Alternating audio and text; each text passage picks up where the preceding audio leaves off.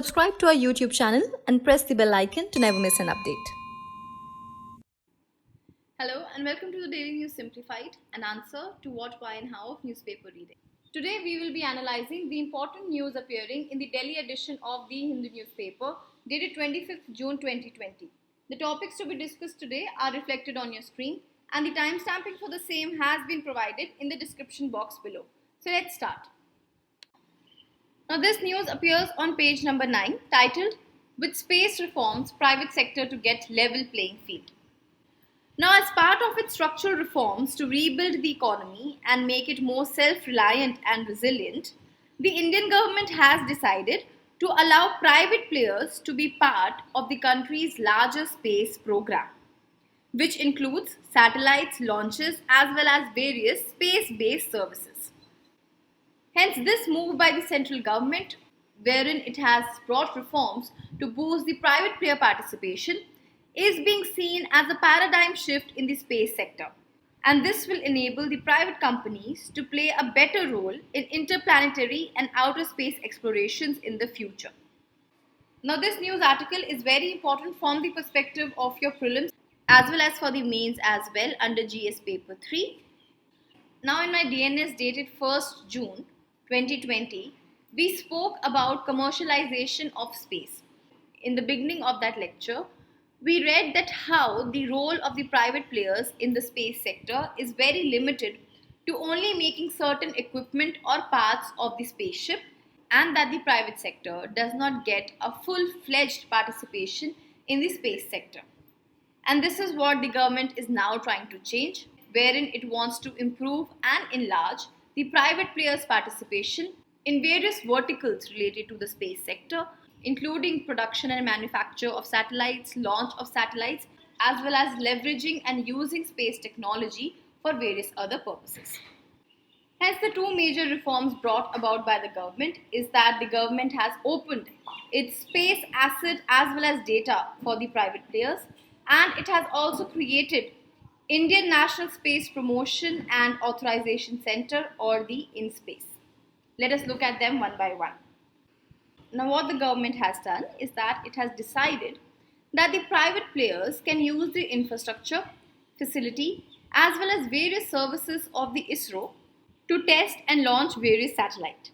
This in turn will be a big encouragement for the budding space technology startups, and by utilizing ISRO's experience in the research and development as well as its various infrastructure and facility, the private sector's capacity will also be enhanced and they will be able to play a much better and larger role in the space sector.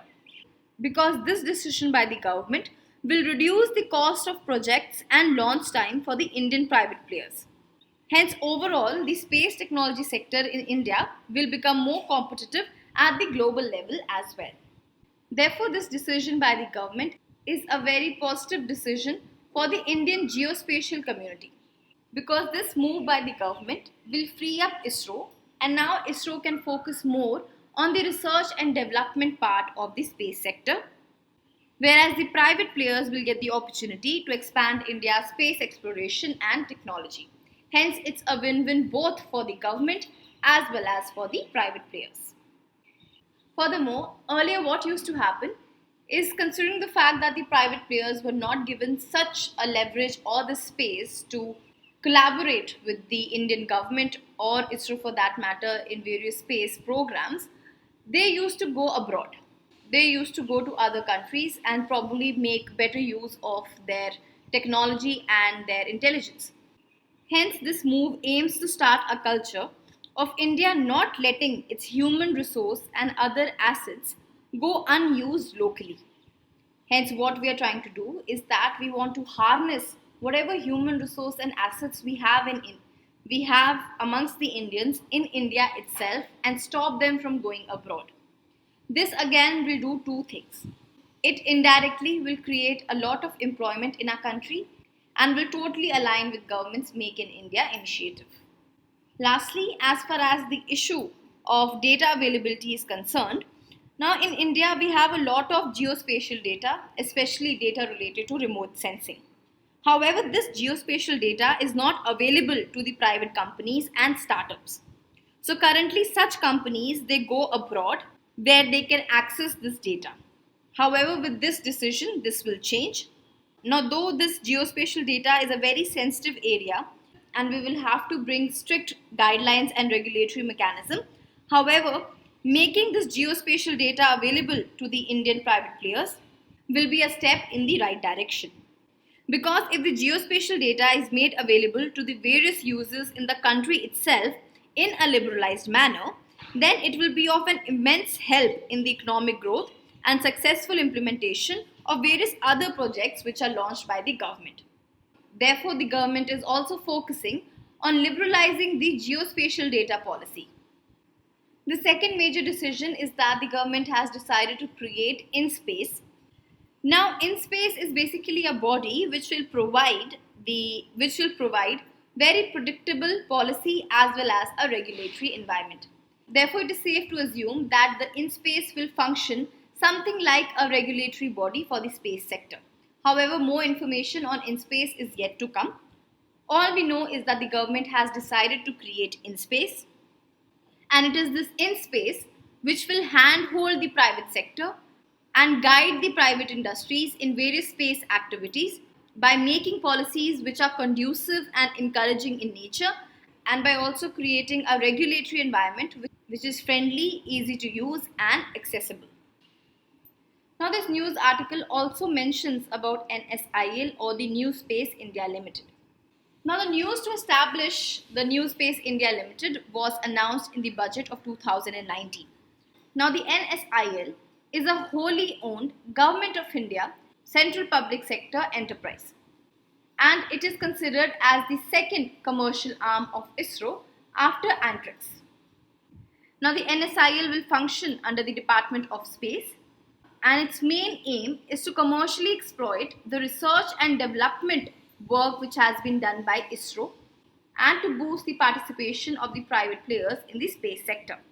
Hence, New Space India Limited will help in production of launch vehicles, transfer of technologies to private sector, as well as will help in marketing of various space products. For example, the NSIL, in collaboration with the private sector, will guide the production and manufacture of the small satellite launch vehicle, polar satellite launch vehicle, etc. Furthermore, it will help to transfer the small satellite technology to the private players, wherein the NSIL will obtain the license from ISRO or the Department of Space and then will sub-license it to the private firms or private players. And in this way, small satellite technology can be transferred to the private sector so that they can too themselves produce and manufacture these small satellites. And lastly, NSIL will help to market the spin-off technologies and products of the space sector in both India and abroad. Now, here the question can be that if we already have Antrix, which does almost similar work as the NSIL, why did we create NSIL in the first place? Well, the major difference is that Antrix is for foreign customers, whereas NSIL is basically to take care of the local sector, wherein the NSIL's mandate is to take care of the local industry in India itself. Hence, Antrix handles ISRO's commercial deals for satellites and launch vehicles with foreign customers, whereas NSIL deals with the capacity building of the local industry. So this is all about the news. If you want to prepare the topic of commercialization of space in a much more holistic manner, please refer to DNS of 1st June 2020. Here, from the mains perspective, I have dealt with commercialization of space. I am not attaching the video here because we have a lot of articles to cover today. So you can go back and check the video of 1st June. With this, let's take up our next news. This news appears as an article on page number 7 titled "The Many Questions About Favipiravir." Now, the context of the news is that the Drug Controller General of India has approved the Glenmark Pharmaceuticals, which is an Indian pharmaceutical company, to sell the generic versions of the Favipiravir for the treatment of COVID-19.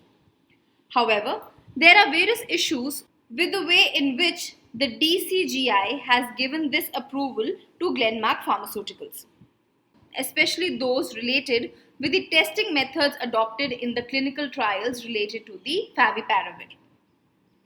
Now, as far as the current status of this drug is concerned, Glenmark, in its Bombay Stock Exchange filing, has clearly stated that this drug, Favipiravir, has got accelerated approval from the Drug Controller General of India for the purpose of restricted emergency use. Now, since Glenmark is a listed company, it has to keep its shareholders informed about what it is doing. However, this filing by Glenmark is not enough, and still a few questions need to be answered. The most important of them being, on what basis did the DCGI grant approval, and will the underlying data be made publicly available to the medical community for scrutiny? But before we understand the issues with the way Glenmark has got approval, we first need to understand the global benchmark for clinical trials, which is the randomized control trial, or the RCT. Now, the randomized clinical trials, or RCT, is considered as the global benchmark to ascertain the efficacy of any new drug. Now, this RCT is also important because the 2019 Nobel Prize in Economics, which was awarded to Esther Duflo, Abhijit Banerjee, and Michael Kremer, was given for their work which they did by adapting to the method of this randomized controlled trials to the field of development, especially poverty. Now, a randomized controlled trial is a study in which people are allocated at random to receive one of the several clinical interventions. See in this diagram here, all the participants in the clinical trial are randomly split into two groups, that is group 1 and group 2. Now, out of these two groups, one group is given the investigational drug, that is the drug which is being tested, and the other group is given a placebo or any alternative medicine. Now, in an RCT, neither the doctor nor the patient knows which person is getting what drug. Hence, total secrecy is maintained in order to avoid any kind of bias. Because it might happen that if the doctor knows which patient is getting their investigational drug, they might develop, even subconsciously, certain kind of bias toward that group. Because obviously the doctor or the inventor who has come up with the drug would want to see their drug working. Now, if the set of patients who are getting the investigational drugs, they show a better outcome, then it can be presumed that the drug has a demonstrable therapeutic effect on the disease in comparison to the other group which was being given placebo or some other kind of alternative medicine. Therefore, a randomized controlled trial is a type of scientific and often medical experiment which aims to reduce certain sources of bias when testing for the efficacy of new drugs. Furthermore, the data which is collected from such a clinical trial is then usually published in a peer-reviewed journal where they are subject to scientific scrutiny as well. Hence, in short, this is the way how a randomized controlled trial takes place. Now, the reason why these randomized controlled trials are so important is because when we are randomly assigning any person to one particular group, then the chance of one person being assigned to a particular group is exactly same as the chance of some another person. So basically, there is no kind of bias or impartiality when we are randomly assigning the participants into two groups. Furthermore, RCT ensures that as long as the two groups are large enough, on an average they will be statistically identical. Hence, what is required if we want to carry out a successful RCT, we need the participant group to be large in number. Hence, any change which we then observe between the two groups can be attributed entirely to the medication itself rather than any other external or unobserved factor. Let us now see what are the issues with the approval which has been given to Glenmark for the production of Favipiravir by the DCGI. Now, the first problem is the issue with the registry. Now, according to the Clinical Trials Registry of India, the Glenmark study was meant to be carried out on 150 patients at 12 different hospitals in the state of Chhattisgarh, Gujarat, Maharashtra and Delhi, with the aim of comparing Favipiravir with standard care provided to patients with mild or moderate COVID-19. Now, this notification of the CTRI has two major issues. First is that they have chosen patients with the mild symptoms. Now, choosing patients with mild symptom does not serve any kind of purpose because many a time these mild cases of coronavirus often resolve themselves without any other kind of medical intervention. Hence, considering the fact that people with mild symptoms can recover themselves, the results shown in the comparison group then come into question. And the second problem with this notification is that it says that we want to compare favipiravir with standard care. Now, this nature of standard care, which is provided across different hospitals across different states, is very ambiguous, and this notification or the CTRI does not explain what is the exact nature of the standard care which is being provided to the patients. So basically, if we do not know the treatment with which we are comparing the favipiravir to, how do we know whether favipiravir is any better than perhaps a placebo? So the basic idea is that when our alternate treatment is only so ambiguous and not specific, comparing favipiravir with this alternate treatment is not going to be successful. The second issue is that this trial or this test by Glenmark has included fertile women as well in its clinical trial. Now, the Japanese regulator, which approved this drug in their country, mandated that a warning has to be printed on the packaging of this drug that this drug can cause early embryotoxicity and teratogenicity. Now, a teratogen is an agent that can disturb the development of the embryo or the fetus. Hence, its use should be specifically restricted in women who are trying to conceive. However, the exclusion criteria provided by the CTRI lists only pregnant and lactating women and does not include fertile women who want to get pregnant. Hence, there is a possibility that a lot of women who are trying to conceive might have been included in this trial. And since this drug is known to cause teratogenicity, the health of these women has now been compromised. The third issue is the flaw in the observational studies. Now, Glenmark claims in its letter to the Bombay Stock Exchange that it is granted based on evaluation of data and expert opinion. Now, firstly, there has been a flaw in data evaluation. The reason is that this test has been carried out on only 80 people, and hence it cannot be considered as a randomized control trial because we have not included large number of people in this trial. Secondly, there is also flaw with the expert opinion because the minutes of the meeting and the composition of the subject expert committees are not available on the DCGI's website. That is, they have not been made public. Hence, due to these two reasons, there have been flaws even in the observational studies carried out during the clinical trial of favipiravir. So, in totality, the basic issues which emerge are serious.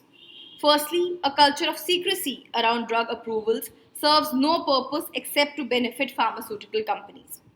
Secondly, if the drug does not work as advertised, the DCGI could end up promoting widespread misuse of this drug and false sense of security amongst the population. And thirdly, the regulator, that is the DCGI, will then be responsible for promoting irrational medicine as it has been on previous occasions as well. Therefore, in conclusion, we can say that the only way to eliminate these is to design a prospective randomized control study. So far, no evidence exists on the basis of a well-designed, robust scientific study on the effectiveness and safety of this favipiravir drug in controlling COVID-19 pandemic. Therefore, the explanation that the grant was approved based on evaluation of data does not seem to be a tenable argument. With this, let's take up our next news. Now, this news has been taken from page number 1 titled RBI will supervise cooperative banks. Now, the context of the news is that, as you must be knowing, recently the PMC bank crisis has exposed the poor regulation of the urban cooperative banks in India. In fact, according to some of the estimates, in the last 5 years, the urban cooperative banks have reported nearly 1,000 cases of fraud worth more than 220 crores. Now, this failure of the urban cooperative banks is attributed to their dual regulation by the RBI and the Registrar of the Cooperative Societies. Hence, in order to address this problem, the Finance Minister had announced to introduce the Banking Regulation Amendment Bill of 2020 during her speech of the Union Budget 2021. However, the government was not able to get this bill passed because the parliament was not in session following the lockdown due to COVID 19.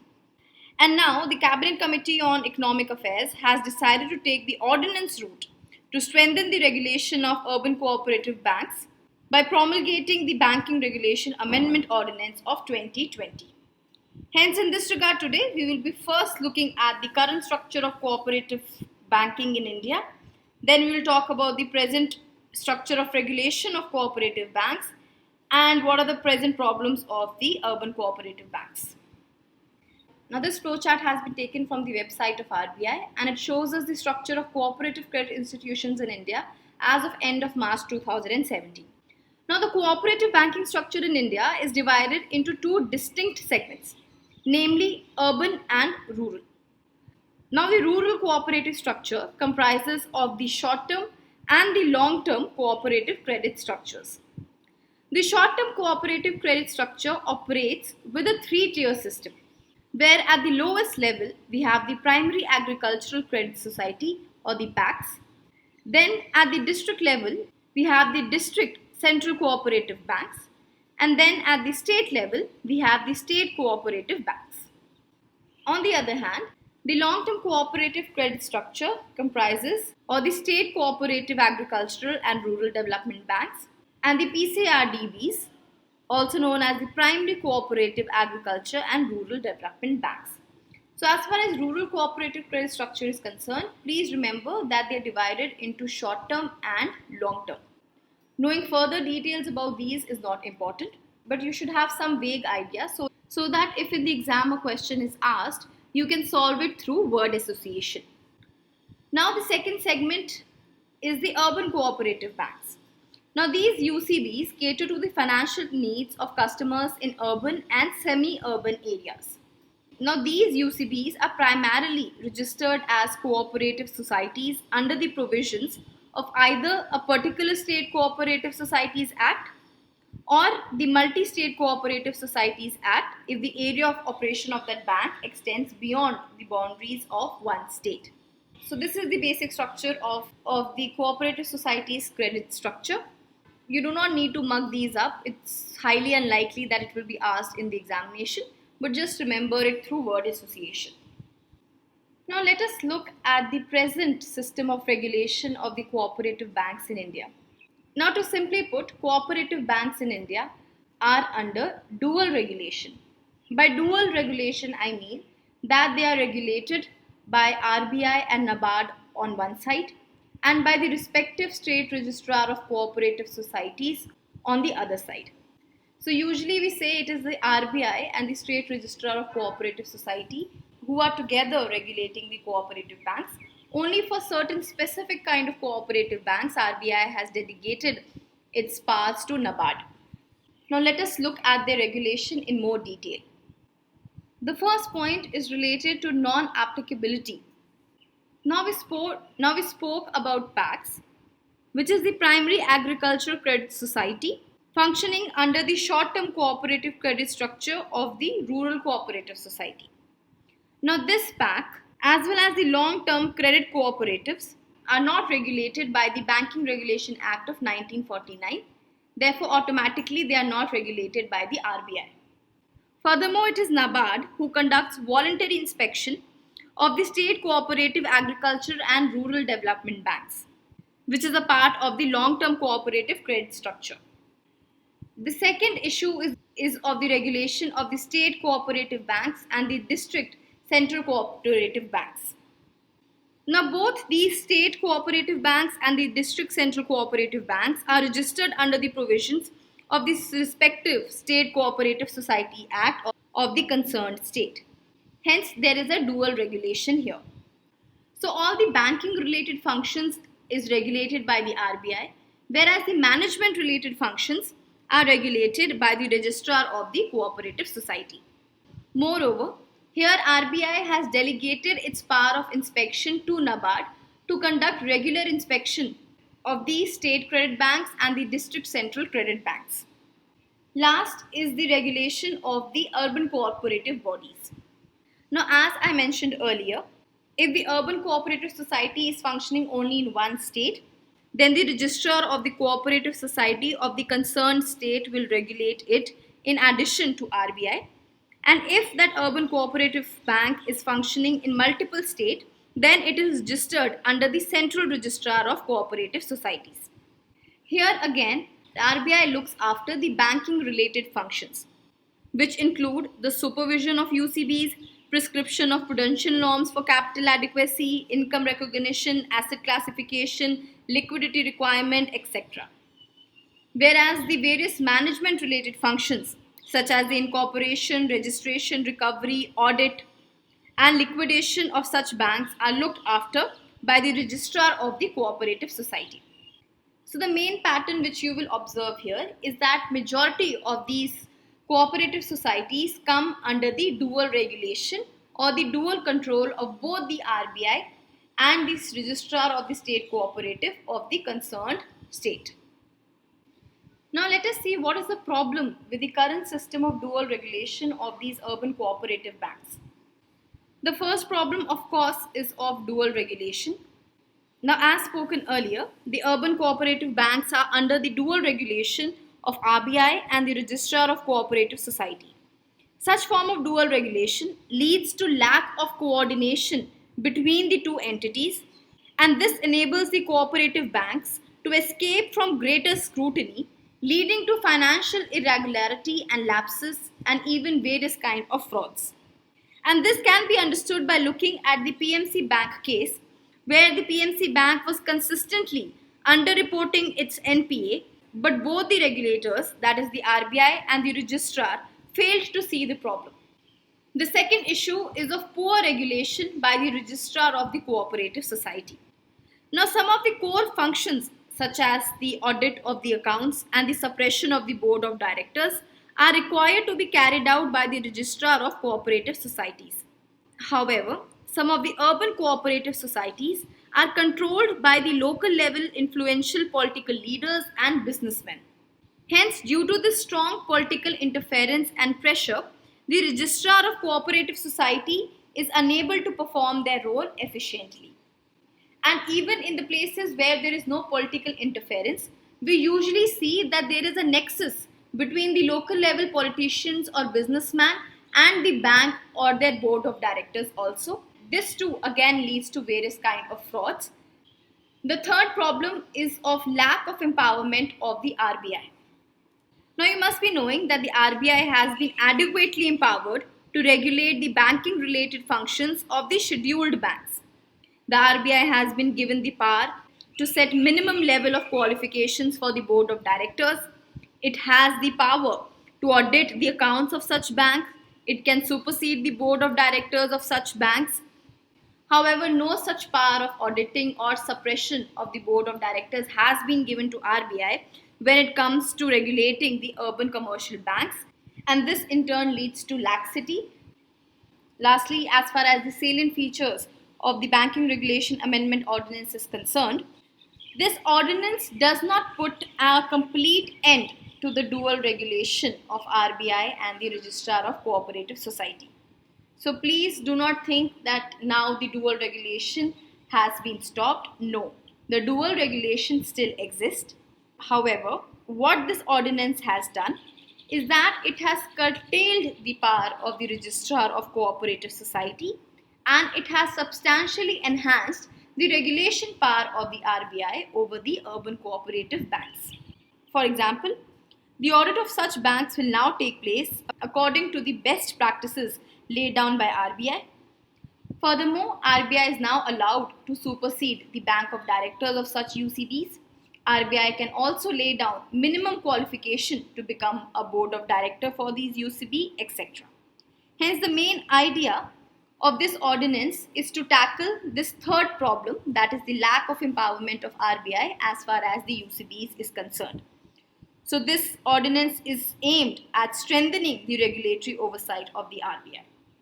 With this, let's take up our next news. Now, this news appears on page number 14, titled CCEA Nod for Animal Husbandry Infrastructure Fund. Now, as you must be knowing, the Union Finance Minister announced the Atmanirbhar Bharat Abhiyan stimulus package for growth in several sectors. Now, one of the important components of this package was setting up of the Animal Husbandry Infrastructure Development Fund worth 15,000 crores.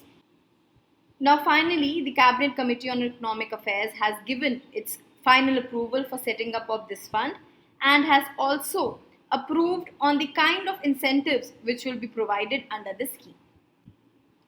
Now, Mangalsa in the DNS dated 16th May 2020 has covered this topic of Animal Husbandry Infrastructure Development Fund in detail, but for your revision, let us quickly glance through it once again.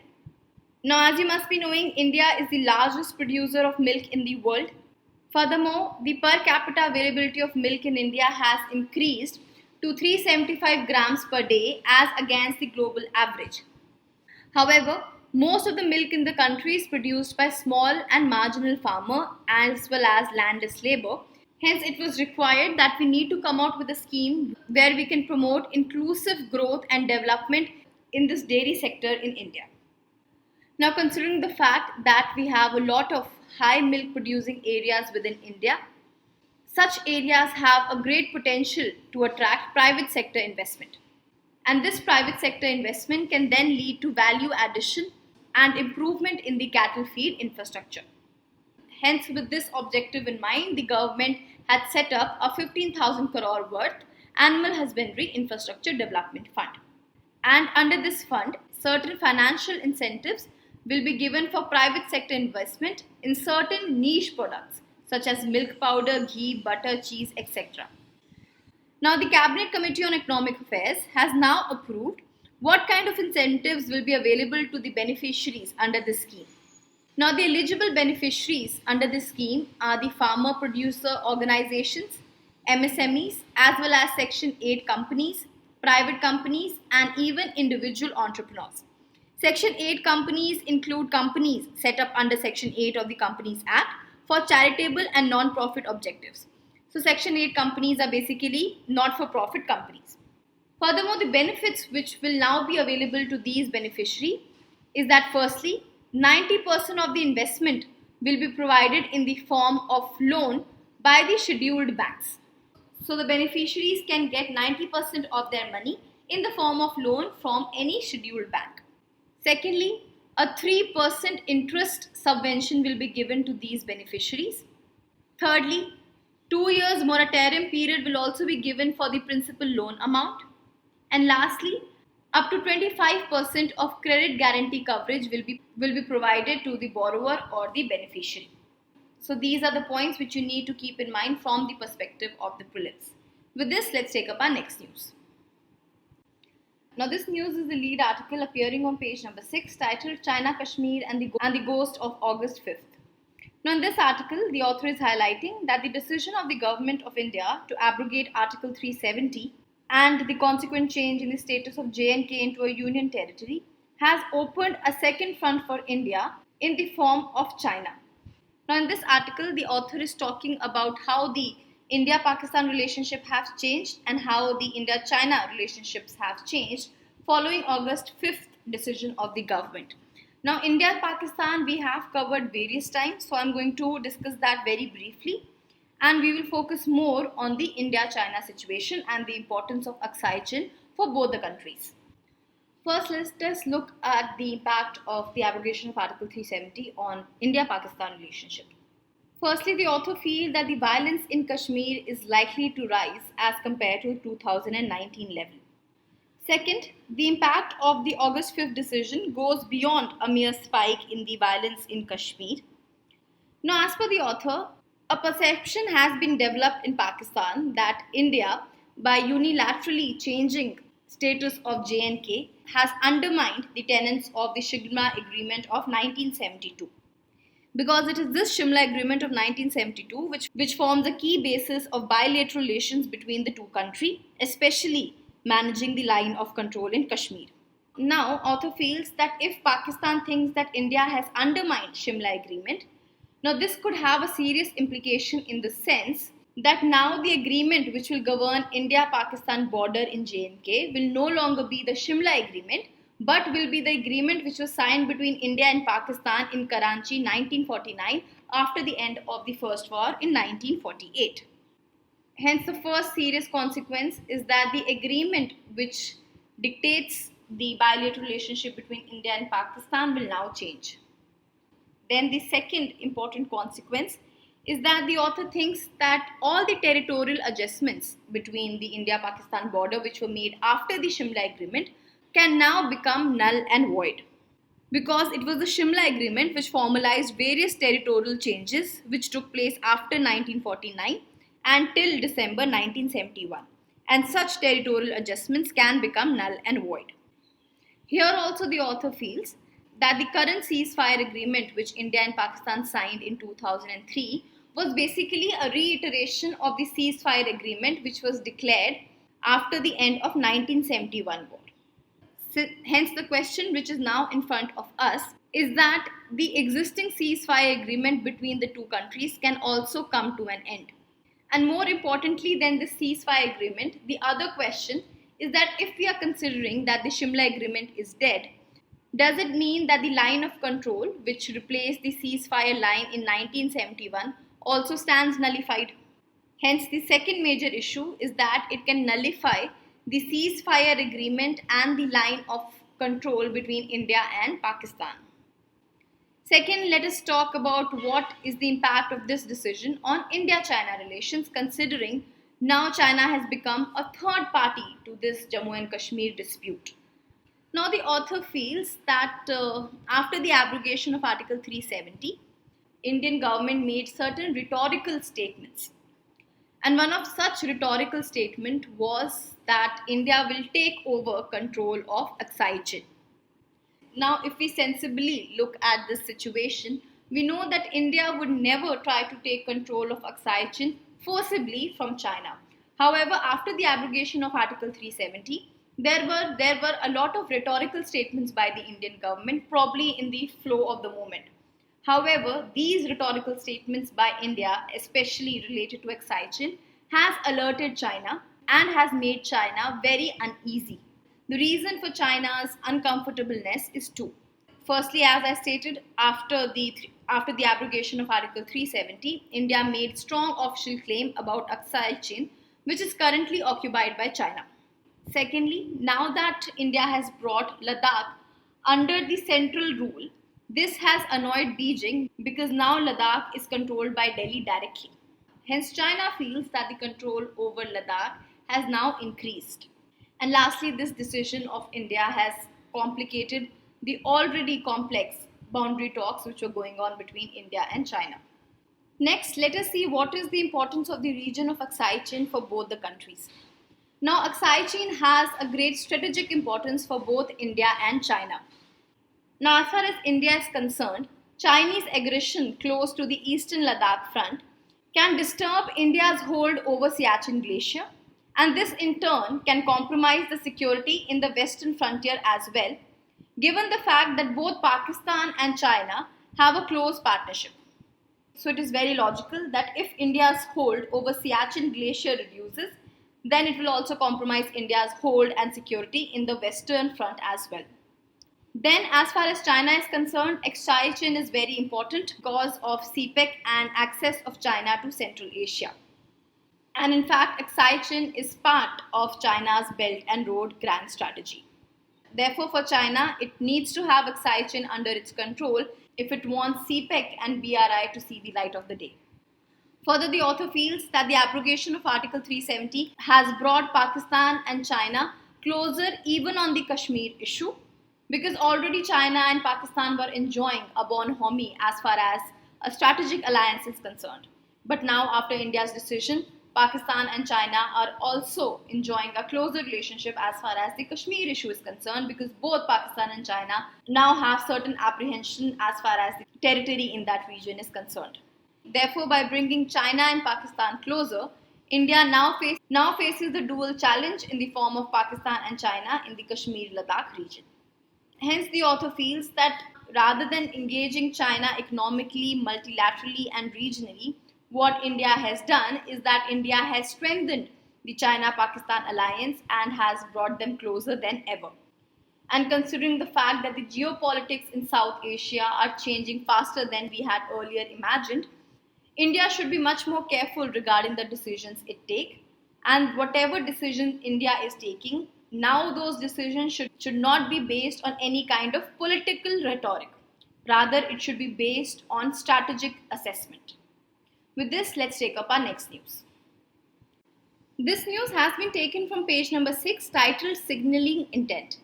It is in the context of Centre's decision where it has made mandatory for all the vendors on the government e-marketplace to specify the country of origin of any new products listed by them. Now, this decision of the government is part of the formal strategies by the government to economically boycott China. Now, in the Hindu dated 10th June 2020, Faizan sir has discussed in detail the benefits as well as challenges and concern of adopting such kind of boycotting policies. Further, in the DNS dated 19th June 2020, Weber sir has discussed in detail the various formal and informal strategies adopted by India to economically boycott China. So if you want information on these two, you can refer to these DNS. However, in today's discussion, I will be limiting myself only to what has been written in this editorial, which is basically talking about the challenges which are associated with such strategies and also whether there is any silver lining in boycotting the Chinese products. Now, the author is saying that the various formal and informal strategies obviously make it difficult for the Chinese good and the Chinese company to enter into the Indian domestic market. However, the question is, will India gain from such a strategy? Will India be able to inflict substantial harm on the Chinese economy so that China can soften its stance towards the various border disputes?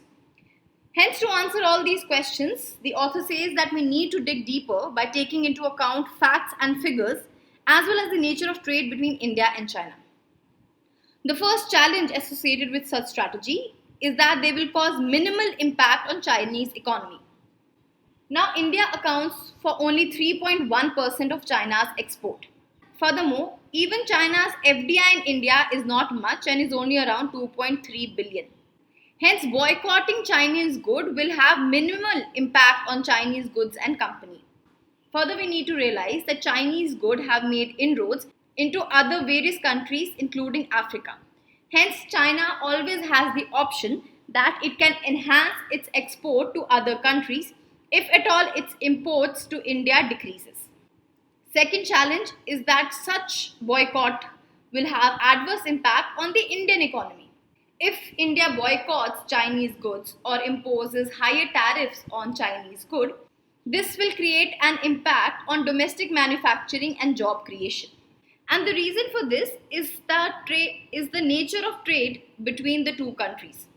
Because boycotting Chinese goods will impose additional manufacturing costs and will lead to loss of jobs. And in fact, for a lot of products which China is exporting to us, we do not even have any other alternative supplier for that products.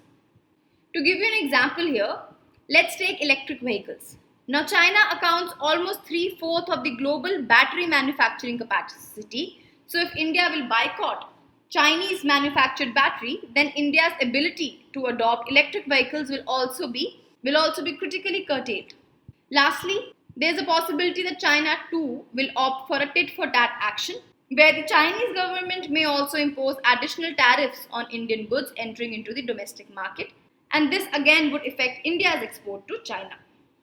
Next, let us see whether there is some kind of silver lining or benefit if we boycott Chinese goods.